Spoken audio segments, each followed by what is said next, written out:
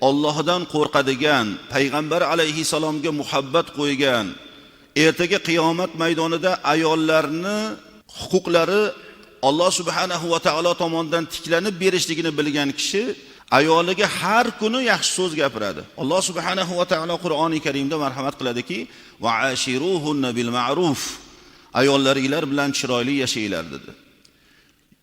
Ularga shirin so'z aytinglar dedi. Bu shirin so'z nima desa, bugungi kunimizdagi ba'zi ulamolar aytadilarki, shirin so'zlik, shirin suxanlik, sizlab gapirishlik. Ayolingizni siz deyapsiz. Bolalaringiz ayolingizga bo'lgan muhabbatingizni, ularga bo'lgan muomalangizni eshitib katta bo'lishyapti. Tabiiyki farzandlar otalariga, onalariga muhabbatli bo'lib boradilar. Otasini, onasini urushganini ko'rmagan. Otasini, onasini olishganini, gap talashganini, haqoratlarni eshitmagan.